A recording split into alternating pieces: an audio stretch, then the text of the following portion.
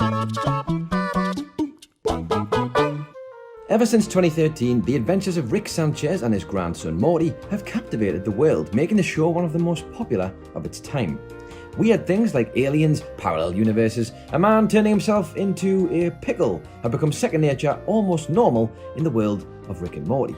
This gives fans license to really expand their theories to the truly wild, because nothing is beyond the realms of possible for Rick and Morty. Some theories absolutely push this rule to its limits, but that's just part of the fun. But at the other end of the scale are theories that make so much sense that it's hard to ever put them in the back of your mind when watching the show. In fact, some are so watertight that it seems impossible for them not to be true. I'm Adam Nicholas, this is What Culture, and these are the 10 Rick and Morty fan theories that change everything. Number 10. It's set in the same continuity as Futurama. There has been no shortage of crossover between the biggest cartoon shows in the past. The Simpsons finally came together with both Futurama and Family Guy in 2014, and Seth MacFarlane's trio of Family Guy, American Dad, and The Cleveland Show all shared a storyline in 2011. Rick and Morty also crossed over with The Simpsons by way of a couch gag in the season 26 episode Mathlete's Feet. While the scene saw the two crash land in Springfield, it actually raised more questions about the show's relationship with Futurama. As Morty goes through the portal to an alien world to bring Homer and co back to life, there is a litter of references to the show based in the 31st century. The Planet Express ship can be seen flying through the background, Morty walks past a slim vending machine, and there's even a man queuing with a brain slug on his head. Of course, the timelines don't quite add up since Rick and Morty appears to take place in the present day, but it isn't beyond the realms of possibility that Rick sent Morty into the future to bring the Simpsons back. Or maybe the show just takes place in the present while Fry is trapped at the cryogenic freezer tube. Number 9. Rick tried to save Morty from drunk Rick. Rick has a lot of opinions and ideas, usually unpopular ones, regarding the things others hold in high regard. From the education system to marriage and Morty's heroes, the Vindicators. When the two of them were literally called to adventure by the team, Rick spent the entire time berating and belittling them. Seemingly jealous of the affection Morty held for Vance Maximus and the team, Rick got incredibly drunk and designed a number of tasks designed to test and embarrass the Vindicators. Throughout this entire ordeal, Rick is in the dark about what drunk Rick has in store for them, as he has literally no recollection of the night before.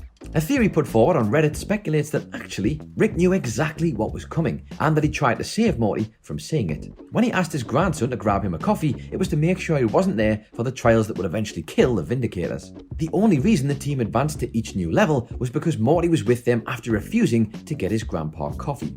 Rick's original plan, however, was to murder the heroes and tell Morty they were killed fighting World Ender, so he could still look up to them as idols without ever having to deal with them ever again.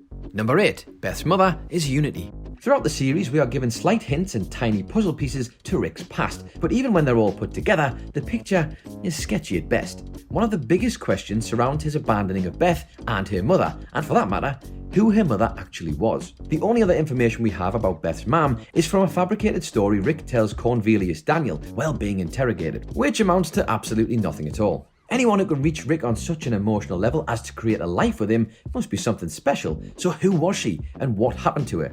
Now, one being we do know to have a history with Rick and a very deep connection with him, so much so to the point that he tried to kill himself when they left, is Unity. Another theory put forward on Reddit says that when Rick and Unity knew each other before, with the latter on a much smaller scale than we see in autoerotic assimilation, one of the people she was controlling became pregnant with Rick's child. When Unity wanted to spread out further across the galaxy, she left Rick behind with the pregnant human. Once free of the being's control, the human woman would have no memory of Rick, and more than likely nothing in common with him, leading to the decision to leave her with Beth before returning 20 years later.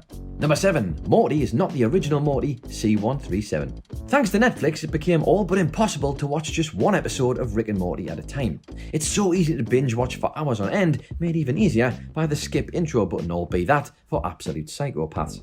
But what if those credits you're so keen to skip hide a huge clue to the past? What if the Morty we know and love wasn't Rick's first? You see, there's plenty of evidence throughout the series that Rick's sidekicks are seen as expendable and replaceable, and there's no reason to believe that our Rick would see things any differently.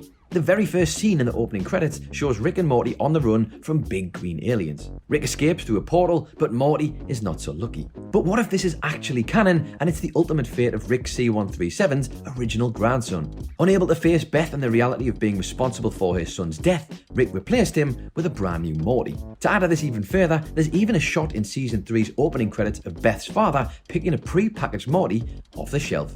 Number 6. Rick is not the original Rick C137. There is, however, another side to this theory. Now let's say that Rick did leave Morty to get eaten by aliens on this mysterious planet. There's more than one way to deal with the consequences, and it's something that we have seen Rick do throughout the series before. In Rick Potion number 9, the titular duo end up messing up the entire world, turning everyone into Cronenbergs. The solution Rick finds is to locate to another reality where the counterparts have recently died, slipping into their place and burying the evidence with the Smiths before anyone is any the wiser. After Morty's death, instead of simply getting a replacement, Rick decided to search the multiverse for a reality in which that Rick was out of the picture. Maybe even a Rick that had, say, left his family 20 years ago and died since, allowing our Rick to simply slip into Earth C-17 and claim he's returning after all this time. Now granted, this seems less realistic than simply replacing Morty based on Rick's character, but we have seen some tiny glimpses of emotion from the smartest man in the universe before. Number 5. Rick never left. One of the things we've been told time and time again about Rick's sketchy past is that he left the family for 20 years. What we don't know, however, is exactly why he left and why he came back when he did. It's no surprise we haven't been given these details, but what if there's no details to actually give? Rick had supposedly been gone for 20 years when he came back to Beth and her 14-year-old son. So how is it possible then for Bird Person to have a photograph of his friend holding Morty as a child? It makes no sense whatsoever with the timeline we've been given, so maybe the timeline is wrong. Maybe Rick never actually left. One theorist points to Rick's ability to wipe people's memories as the reason why his family believe he left, something he did to avoid them being able to give any information up should they fall into the wrong hands and be subjected to interrogation. And it wouldn't be that much of a stretch either. I mean, this exact situation presents itself at the end of the Wedding Squanchers episode, so maybe it was something Rick planned to do again in the future, with the Intergalactic Federation sting coming at the wrong time. Number 4. Rick's original Morty was Evil Morty. Through different episodes and adventures, we've seen multiple versions of our favourite characters. We've seen Tiny Rick, we've seen Pickle Rick, and we've seen Jerry the movie star, just to name a few. One such character first introduced in Season 1 is Evil Morty, later revealed to return as the eventual President Morty in the Rick-Lantis mix-up. Now of course, a Morty rising to power is way outside the norm, as every other one of Rick's sidekicks are generally useless. So what is it that's so special about this Morty? What if Evil Morty was actually Rick C-137's original grandson? In one of the few realities where Rick didn't actually end up leaving Beth and her family, Morty's grandfather spent some time with him, teaching him and passing on his vast scientific knowledge. This made Morty so much smarter than the average Morty, and explains how Bird Person is able to have a picture of Rick holding baby Morty. However, that Morty began to grow too smart and started clashing with Rick, escalating to the latter unable to tolerate his grandson getting in the way and stealing his parts for his own use. He travels to Earth C-137, taking the place of a dead Rick, claiming to return from 20 years of exile, leaving an incredibly smart Morty, Rickless and with a grudge. He proceeds to build a robotic Rick and a portal gun, using both to get his revenge against numerous Ricks across the multiverse, framing his original grandfather at the same time, and eventually rising to power at the Citadel of Ricks. Number 3. Evil Morty is Doofus Rick. With Evil Morty being one of the most popular and mysterious characters to have appeared in the series, there are multiple theories of how he came to be. Yes, he may have been Rick C-137's original Morty, but what if he wasn't? What if he used to be a Rick himself? Originally an evil Rick, the character decided that to bring fruition to his master plan of eliminating the other Ricks, a disguise would be needed, and there would be no better disguise than as a Morty. After swapping his brain with that of his grandson, Evil Rick, now in the body of Evil Morty, built a robot version of himself and headed on his mission to kill his fellow Ricks. While this created the perfect diversion, it also left a Rick with the mind of a Morty. In the same episode we are introduced to Evil Morty, we are also introduced to Doofus Rick, who forms an unlikely friendship with Jerry. Now this seems just too convenient to be a coincidence, and the theory continues that this is Evil Morty's Morty-brained Rick unknowingly sent into the Citadel with some sort of tracking system to act as a spy.